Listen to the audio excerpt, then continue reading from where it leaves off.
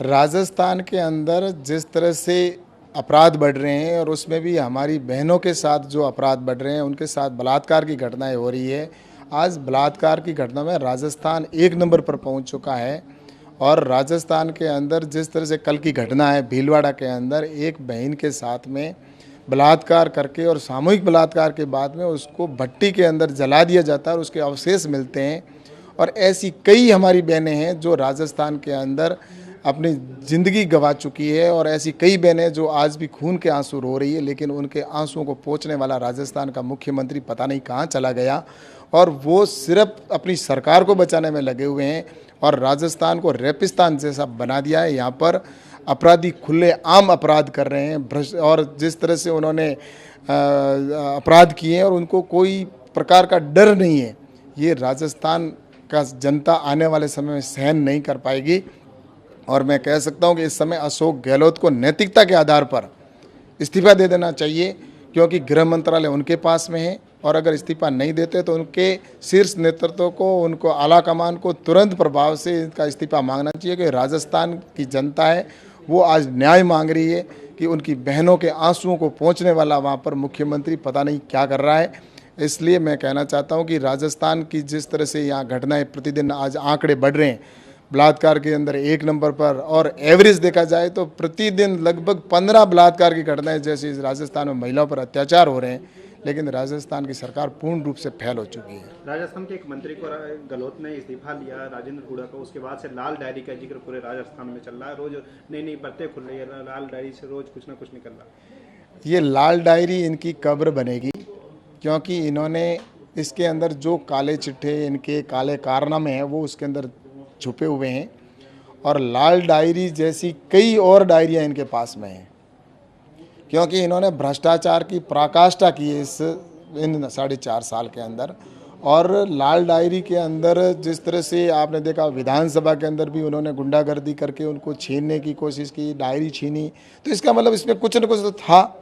और निश्चित रूप से आगे आने वाले समय में इसका पता चलेगा कि राजस्थान की जनता स्पष्ट इसको देख रही है। ऐसे कई तरह के भ्रष्टाचार राजस्थान में, जब सचिवालय के अंदर सोना मिल जाता है और सचिवालय के अंदर करोड़ों रुपए मिल जाते हैं, और ऐसे कई प्रकार के, हर विधायक लूटने में लगा हुआ है, हर मंत्री लूट में लगाने हुआ है। राजस्थान में जो अपराध के अंदर है तो भी एक नंबर पर है, महिलाओं पर अत्याचार में तो भी एक नंबर पर, और भ्रष्टाचार में भी राजस्थान एक नंबर पर पहुंच चुका है। ये पूरा देश आज इसको स्पष्ट देखा, और राजस्थान की जनता आने वाले समय में इसका जवाब देगी, क्योंकि राजस्थान की जनता अब सहन करने वाली और सहने वाली नहीं है। आपके गठबंधन एनडीए है, उसको लेकर के अशोक गहलोत ने आज बयान दिया। उन्होंने कहा कि एनडीए नफरत, डर और अन्याय का गठबंधन है। ऐसा है कि आज देश आगे बढ़ रहा है तो इस गठबंधन और भारतीय जनता पार्टी की वजह से आगे बढ़ रहा है। इन्होंने तो हिंदुस्तान को पिछले पायदान पर ले जाकर छोड़ दिया था, और यूपीए की सरकार में घोटालों वाली सरकार हुआ करती थी। उनके प्रतिदिन अखबार में जो मुख्य न्यूज़ आती थी वो घोटाले की न्यूज़ आती थी, मीडिया के अंदर भी घोटालों की चर्चा चलती थी। ये मोदी जी की सरकार में किसी प्रकार का आज घोटाला देखने को नहीं मिल रहा है। आज देश आगे बढ़ रहा है, भारत तरक्की कर रहा है, और भारत का सम्मान पूरे विश्व में हो रहा है। लेकिन अशोक जी गहलोत को तो अपनी राजस्थान की जनता की चिंता करनी चाहिए। पूरे देश की चिंता करने के लिए तो मोदी जी बैठे हैं, नरेंद्र मोदी जी पूरे देश की चिंता कर रहे हैं, विश्व की चिंता कर रहे हैं। लेकिन अशोक जी गहलोत, आपसे सरकार संभल नहीं रही है। राजस्थान की जनता खून के आंसू रो रही है, उनके आंसुओं को पोंछने का काम करें, वरना जनता आपको आने वाले समय में खून के आंसू रुलाएगी।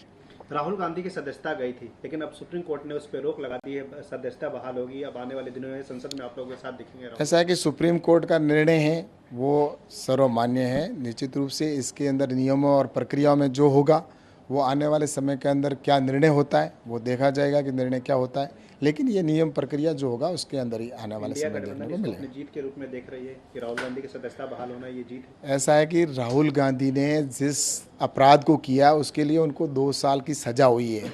इसका मतलब वो अपराधी तो हैं। अब उसके ऊपर की संसद या जो कोर्ट है उसने अगर निर्णय लिया है, लेकिन ये तो तय है कि वो भी जुडिशियल में जज है, उन्होंने निर्णय लिया है, तो इसका मतलब अपराध तो हुआ है, इसको तो छुपाया नहीं जा सकता। लेकिन आगे सुप्रीम कोर्ट के अंदर क्या होता है, क्या निर्णय होता है, उसके ऊपर आगे क्या होगा देखेंगे। लेकिन ये इतनी खुशी मनाने जैसा काम नहीं है, क्योंकि जेल तो उनका इंतज़ार कर ही रही है। इन्होंने अभी भी वो बेल पे ही है, और जो बेल पे है उसको कभी भी सज़ा हो सकती है और जेल में डाला जा सकता है। तो ये बेल वाले कभी खुशी ज़्यादा नहीं उनकी टिक सकती।